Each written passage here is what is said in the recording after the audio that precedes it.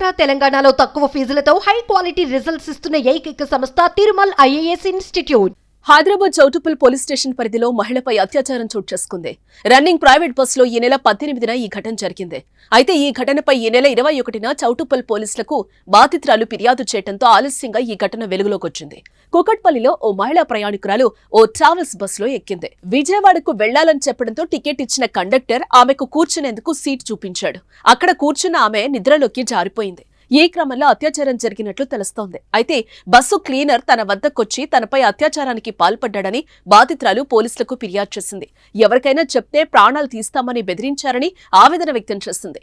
బాధితురాలు ఫిర్యాదు మేరకు చౌటుప్పల్ పోలీసులు కేసు నమోదు చేసుకున్నారు. ఎఫ్ఐఆర్ ను కుకట్పల్లి పోలీస్ స్టేషన్ కు బదిలీ చేశారు. అయితే బస్సులో అత్యాచారం చేసినప్పుడు ప్రయాణికులు ఎవరూ లేరా అనే అనుమానం వ్యక్తం చేస్తున్నారు. ప్రైవేట్ ట్రావెల్ యజమానిని సంప్రదించి క్లీనర్ బస్సు నడిపిన డ్రైవర్ వివరాలను ఆరా తీస్తున్నారు.